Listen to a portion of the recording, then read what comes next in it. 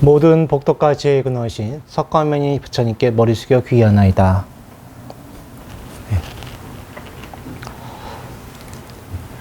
네, 저번 시간에는 어제죠? 어제는 제가 2500년 전 스님들도 그렇게 다르지 않음을 제가 말씀드렸었습니다.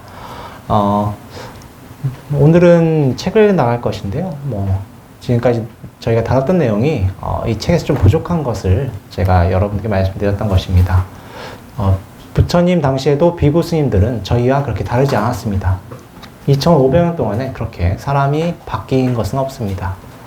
근데 그때 여러분들께서 지금 이 순간 이것을 듣고 어떻게 자기를 바꿀 것인가? 아니면 어떻게 할 것인가? 는 여러분들의 몫입니다. 여러분들이 선택해서 자기 자신을 바꾸셔야 되는 것입니다. 여러분들께서 이제 수행법을 많이 들어보신 분도 계실 것이고, 저희 문중에서 하는 수행법은 연불성이죠. 연불성에 대해서 들어보신 많으실 텐데, 수행을 꼭 하셔야 됩니다. 오늘의 설법 내용은 아마 나이, 시간이 이제 많이 지나면서 사람이 많이 바뀜을 말한 내용이 나갈 것인데, 여러분들께서도 언젠간 늙고, 태어난 것은 언제나 소멸하게 되는 것입니다. 꼭 명심하셔서 지금 이 순간부터 수행에 꼭 임하셨으면 좋겠습니다. 자, 오늘은 125쪽입니다. 125쪽이에요. 자, 부처님도 중간에 홀로 다시 머물렀던 적이 있으십니다. 자, 부처님이 언제나 대중과 함께 하셨던 것이 아니라 자기 수행에 대해서 다시 안주하셨던 적이 있습니다. 자, 그러면은 같이 읽어보겠습니다. 어느 때 부처님은 사화띠에 계셨다. 부처님은 제자들에게 이렇게 말씀하셨다. 나는 보름 동안 홀로 명상하고자 한다. 나에게 식사를 가져오는 사람 외에는 아무도 나에게 와서는 안 된다. 그래서 식사를 가져간 사람 외에는 아무도 부처님을 방해하지 않았다. 보름의 명상 기간이 끝난 후 부처님은 비구들에게 이렇게 말씀하셨다. 나는 내가 예전에 온전한 깨달음을 얻었을 때 느꼈던 그런 깨달음을 보름 동안 다시 부분적으로 체험했다. 즉, 잘못된 견해의 결과로 오는 모든 잘못된 형상들을 알게 되었다. 잘못된 생각, 잘못된 말, 잘못된 행동, 잘못된 생활수단, 잘못된 정진, 잘못된 마음챙김, 잘못된 집중의 결과로 오는 모든 잘못된 형상들을 알게 되었다. 또한 바른 견해의 결과로 오는 모든 바른 현상들을 알게 되었다. 바른 생각, 바른 말, 바른 행동, 바른 생활수단, 바른 정진, 바른 마음 챙김, 바른 집중의 결과에서 오는 모든 바른 현상들을 알게 되었다. 부처님께서 이제 언제나 대중과 함께 하신 건 아닌데, 왜 이렇게 한 일주일, 2주 또는 한 달 정도, 대중과 떨어져 생활하셨냐면, 이때는 자기의 인연이 도래하지 않아서 그렇습니다. 어떤 인연이냐면, 자기가 교화를 시킬 인연이 오지 않을 때입니다. 그때 잠깐 한 2주, 한 달 정도 머물렀었던 거예요. 근데 이때 무엇을 저희 중생들에게 무엇을 보여주기 위해서 이렇게 혼자 머무셨냐면, 저희 중생들은 혼자 있는 걸 별로 안 좋아합니다. 혼자 있는 거에 대해 두려움이 있고 또 외로움이 있습니다. 아마 저희가 요새 개인주의 성향이 강해졌죠. 집은 지어도 끝이 없는 이유가 각 사람들마다 방 하나가 필요하기 때문에요. 그렇죠? 저희 이제 30년 전이나 40년 전만 해도 단칸방에서 그냥 다 같이 살았는데, 이제 성장할수록 자기가 어렸을 적에 같이 살았던 것이 불편하니까 이제 방이 하나씩 필요한 것이 되죠. 그런데 이렇게 혼자 있는다고 해서 외로운 게 사라진 게 아니기 때문에 그때 뭐 합니까? 스마트폰으로 카카오톡을 한다든가, 그렇죠? 아니면 사람이랑 상대하기 싫으니까 뭘 해요? 동물 같은 거 키우죠. 외롭기 때문에 그렇습니다. 외로움이란 것은 저희 큰 스님 설법에 나옵니다. 고독지옥이라. 혼자 있는 건 정말 지옥과 같다는 것입니다. 그냥 잠깐 혼자 있는 거는 사람들 나를 찾는 여행이라고 해서 잠깐 혼자 있죠. 하지만 그것 한 하루 지나면 그렇게 재미가 없어요. 남들과 얘기하고 싶고. 왜 그러냐면 마음이 외롭기 때문에 그런데, 부처님은 혼자서 2주 동안 혼자 계셨던 것입니다. 근데 그게 망상 피면서 혼자 계셨던 것이 아니라 자기 깨달음을 다시 안주하셨던 거예요. 저희가 안주한다고 하면은 좀 안 좋은 뜻을 많이 쓰입니다만 편안하게 머무신다는 뜻이에요. 부처님은 어떠한 번뇌도 없으시기 때문에 이렇게 편안하게 머무셨던 것입니다. 그래서 자기가 이렇게 혼자 있어서 그 혼자 있음의 깨달음의 즐거움을 보여주신 것입니다. 그래서 예전에 부처님께서 대중들에게 물어보십니다. 이 세상에 가장 즐거운 게 뭐냐? 하니까 어떤 스님이 그러시죠. 뭐 세간에서 돈 많이 벌고 쾌락을 즐기고 또한 이쁜 와이프를 얻는 게 최고의 즐거움 아니겠습니까? 했으니까 부처님이 빙그레 웃으시면서 열반의 즐거움이 가장 큰 즐거움이다라고 하셨습니다. 왜냐하면 저희가 세간에서 얻는 즐거움은 영원하지가 않기 때문에 그래요. 그렇죠. 여러분들께서 순간적으로 뭐 통계 결과를 보면은 한 재산이 한 30억 이상 넘어가면 그때부터는 뭐 즐거움이 그렇게 막 그 돈 버는 만큼 즐거움이 같이 증가하는 건 아니라고 합니다. 근데 그때부터는 뭘로 하냐면 이제 명예욕이죠. 내가 이 친구보다 많이 벌어야 돼. 그 승부욕으로 이제 돈을 버는 것인데 그런 것들이 다 어디서부터 오냐면 나에서부터 오는데 또 나라는 건 신기한 게 또 외로운 건 또 못 참아요. 그래서 여러분들이 지금 이 순간부터 자기 마음을 잘 살펴보시면서 수행하시기 바랍니다. 여기서 부처님께서 잘못된 견해라고 하셨는데 잘못된 견해는 어떤 말씀이냐면 부처님이 대기살법이라 해서 사람들마다 살법이 조금씩 틀려집니다. 제가 어제도 말씀드렸지만 난다존자, 별명이 아주 잘생긴 난다라고 했던 난다존자 같은 경우도 부처님께 거의 억지로 출가를 하니까 조건을 걸죠.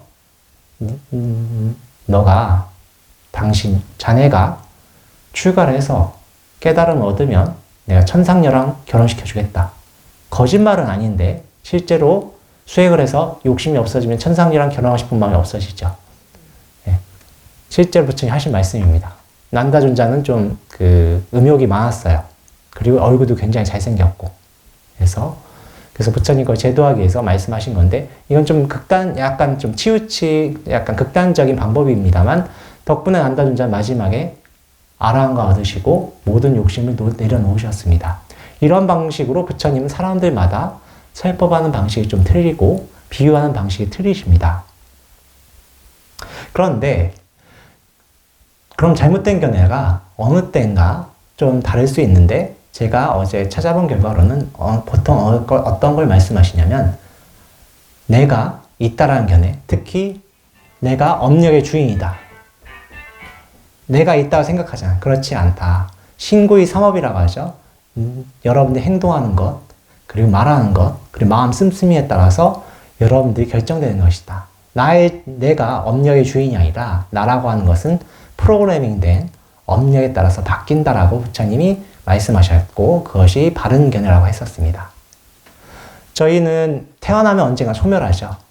근데 저희 씀씀이에 따라서 얼굴도 바뀌고 이런 체형 같은 걸 바뀌는 것입니다. 얼굴이라고 하는 것은 얼의 골이라고 합니다. 얼이라고 하는 건 저희 마음 씀씀이죠.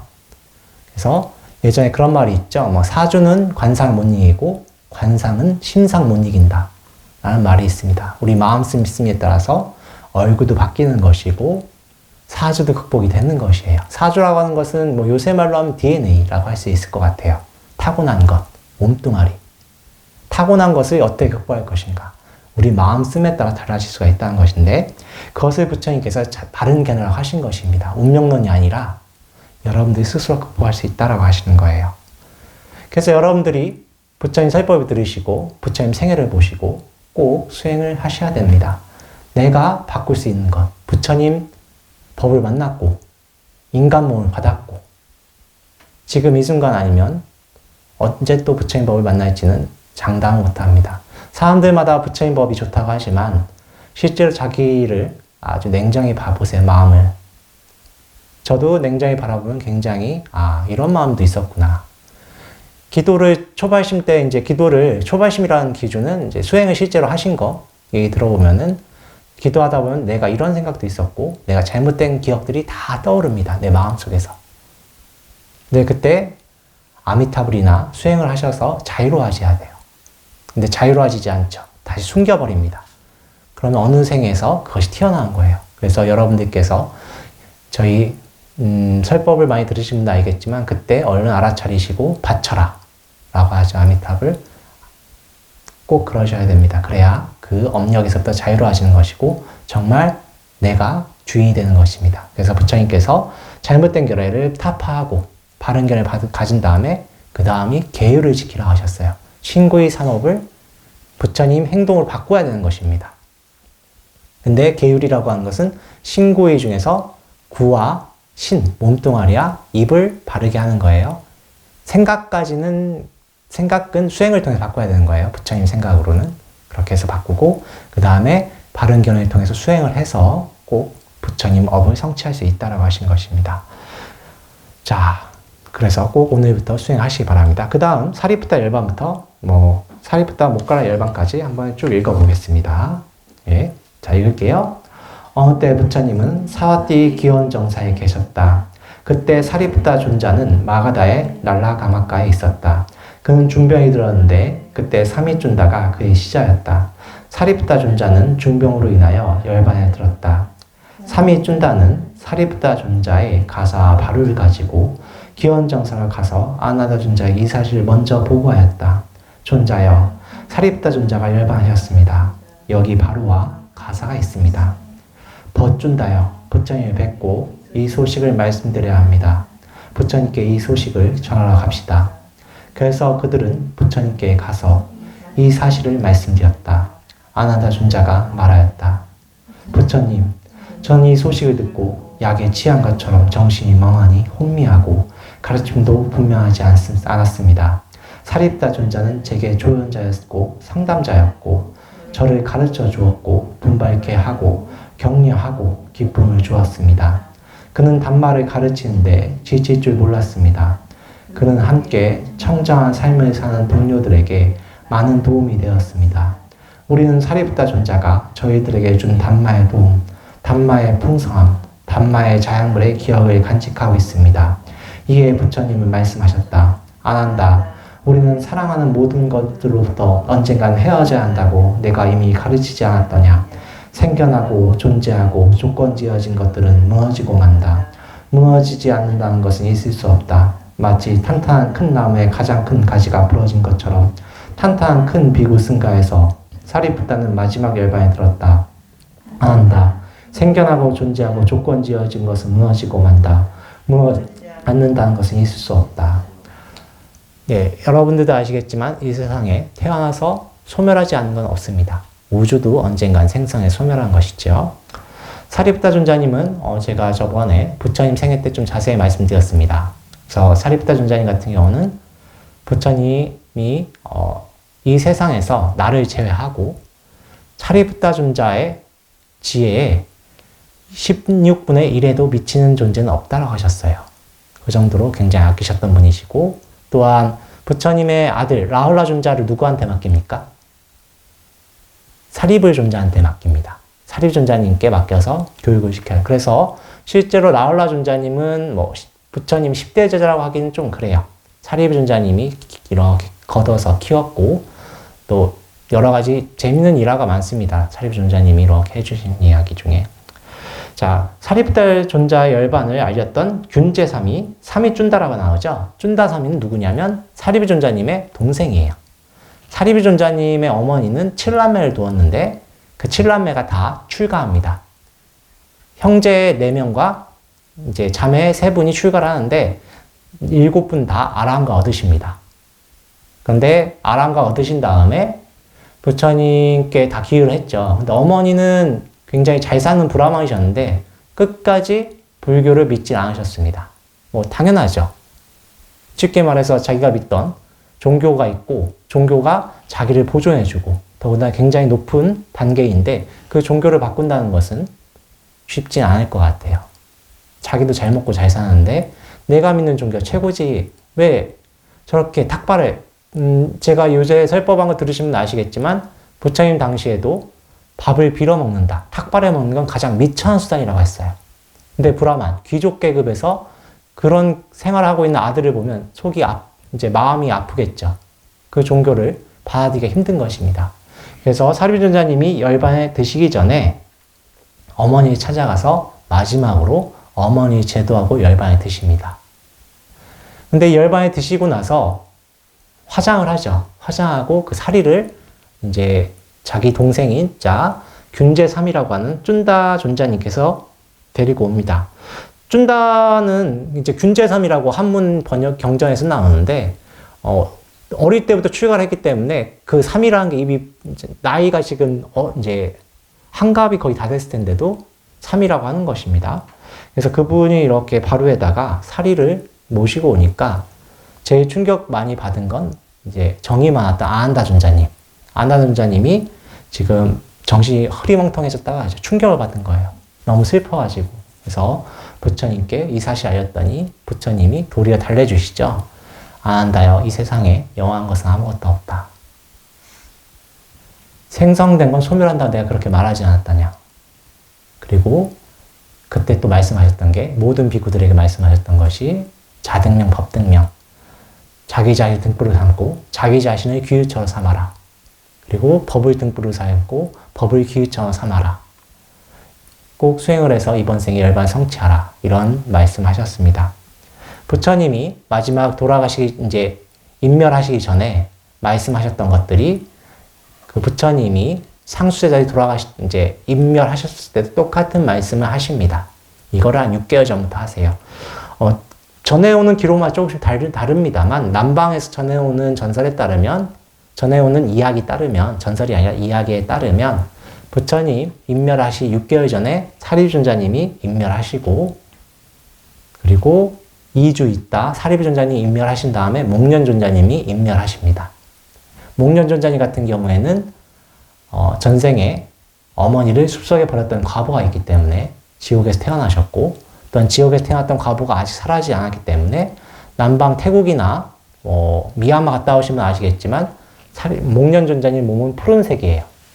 푸른색이 표현이 됐는데 그것이 그 과부가 완전히 사라진 게 아니라서 그렇습니다. 그래서 과부가 사라지지 않았기 때문에 마지막에 우리 불교 교단을 시기했던 그 외도들, 자이나교도 분께서 폭도들을 이끌고 와서 목련존자님을 막 구타를 합니다. 일주일 동안 호시탐탐 노리다가 6일은 신통력 막았지만 마지막 7일째는 막지를 못했어요. 그래서 전해오는 이야기에 따르면 목련존자의 몸이 거의 십자가 거열형이라고 하죠. 그 정도로 몸이 다 사지가 뭉개졌다고 하실 정도로 맞았어요. 네, 그때 생명의 업력을 포기하지 않으셨기 때문에 다시 몸을 추스리고 신통력을 추스린 다음에 부처님께 날아가서 부처님께 하직 인사를 하고 인멸에 드셨다고 하십니다. 인멸에 드시기 전에 부처님이 일주일 동안 살펴라고 해서, 그래서 2주 동안, 2주 뒤에, 사리존자님 열반 뒤에 2주 뒤에 열반에 드시는 것입니다. 자, 그런데 이렇게 상수제자 두 분이 인멸하시니까 부처님 마음이 어떨까요? 한번 같이 읽어보겠습니다. 127쪽 같이 읽을게요. 때 부처님은 사리부타 모갈라가 열반에 든 지 얼마 되지 않았을 때 많은 비구들의 무리와 함께 겐지스 강변 우카 쨍나의 와치족들 있는 곳에 계셨다. 부처님은 바깥 노천에서 비구들에 둘러싸여 앉아 계셨다. 부처님은 침묵하고 앉아있는 비구들을 둘러보시고 말씀하셨다. 비구들이여, 사리부타 모갈라가 열반에 든 지금 이 모임이 내게는 텅 빈 것 같구나. 전에는 사리부타와 모갈라가 어디에 있든 상관없이 모임이 텅 빈 것 같지 않았다. 그들은 으뜸가는 한 쌍의 제자였다. 제자로서 그들이 얼마나 열심히 스승의 가르침을 실천했는지, 얼마나 스승의 충고에 순응했는지, 얼마나 사부대중의 사랑을 받고 기쁨을 주었는지, 얼마나 존경을 받았는지 참으로 놀라운 일이다. 이와 같은 한 쌍의 제자 열반에 들었는데도 열애에게 슬픔과 비통이 없으니 그것 또한 놀라운 일이구나. 어떻게 그럴 수 있는가? 생겨나고 존재하고 조건 지어진 것은 붕괴하고 만다. 붕괴하지 않는다는 것은 있을 수 없다. 마치 탄탄한 큰 나무의 가장 큰 가지가 부러진 것처럼 승가의 탄탄한 큰 비구인 사리부타 모갈라는 마지막 열반에 들었다. 비구들이여, 생겨나고 존재하고 조건 지어진 것은 붕괴하고 만다. 붕괴하지 않는다는 것은 있을 수 없다. 부처님께서 말씀을 하신 것입니다. 이 세상에 소멸한 것은 없다. 태어난 것은 언젠가 끝날 수밖에 없다. 그래서 여러분들께 큰 스님들, 아마 저희 큰 스님뿐만 아니라 모든 큰 스님들께서 지금 이 순간부터 수행을 하라고 하셨던 거예요. 저희 마음이라고 하는 것은 과거, 현재, 미래가 없이 끊임없이 상속됩니다. 끊임없이 이어져요. 그러면서 인과가 계속 이어지는 것입니다. 그것을 비유적으로 이제 찰나생 찰나멸이라고 논사분들이 말씀하셨는데 끊임없이 이어진다고 이해하셔야 됩니다. 그래서 지금 이 순간 내 마음을 바라보시면서 수행하셔야 되는 것입니다. 어떤 수행법이든 좋아요. 그렇게 수행하셔야 됩니다. 그래서 저희 큰 스님, 청자자 큰 스님께서 뭐라고 말씀하셨는지 제가 그것만 말씀드리고 오늘 설법 끝내겠습니다. 근고 청중, 삼가 청정 대중에게 알림. 생사 사대, 생사일이 큰데, 생사일이란 것이 큰데, 무상 신속. 무상한 것은 참 신속하구나. 세월이 무상하죠. 끊임없이 변하고 신속합니다. 초는 가서, 시간, 초음이란 건 시간, 짧은 시간이에요. 초음을 가예석하게 생각해서 아깝게 여겨서 신물방일, 삼가고 방일하지 말라. 노력하고 수행을 하는 뜻입니다. 여러분들께서 아시겠지만 정말 저희 어렸을 때부터 이렇게 지나간 세월이 지금 이 순간 보면 그렇게 길지가 않죠. 짧죠. 정말 짧습니다. 정말 나이 있으신 분들은 전쟁도 겪으셨고 그리고 근래 나이에부터 겪었고 여러 가지 있었죠. 그런데 그 모든 것들이 연극과 같이 꿈과 같다고 하셨던 것이 부처님 말씀이십니다. 근데 그게 꿈이라는 것이 아니라 그걸 바탕으로 수행을 하는 뜻입니다. 자유로워져라. 부처님께 상수제자 두 분이 인멸하신 것은 큰 나무에 가장 큰 가지가 부러진 것 같다 하셨는데 여기서는 나오지 않습니다. 부처님이 그 다음에 하셨던 말씀이 그러나 그건 돌이킬 수 없다. 그걸 어떻게 하겠는가? 라고 하셨어요. 그렇죠? 그런 다음에 부처님은 탐진치하다 소멸하기 때문에 슬픔이 일어나지 않습니다. 그것이 인간으로서 어떤 탐진치와 소멸했기 때문에 여러분들 좀 냉정해 보일 수 있습니다만 왜냐하면 그분들이 어디로 가시 다 아시죠. 그래서 슬퍼하지 않으신 것입니다. 이분들은 완전 열반에 들었기 때문에 부처님은 슬픔이 하나도 없으신 것입니다. 부처님께서는 이 두 분을 굉장히 칭찬하셨고 이 두 분이 굉장히 그 많은 제자분들이 이끌어 주셨습니다. 하지만 이분들 결국 소멸한 것이에요. 그래서 여러분들도 지금 오늘 이 순간부터 꼭 수행하셔야 됩니다. 언젠간 나도 인멸합니다. 아무리 훌륭한 분이라고 해도 피할 수 없는 거예요. 그래서 꼭 자기 수행을 지금 이 순간부터 진실하게 하시기 바랍니다. 오늘 설법 이것을 끝내겠습니다. 나무 석가모니불, 나무 석가모니불, 나무 시아본사 석가모니불.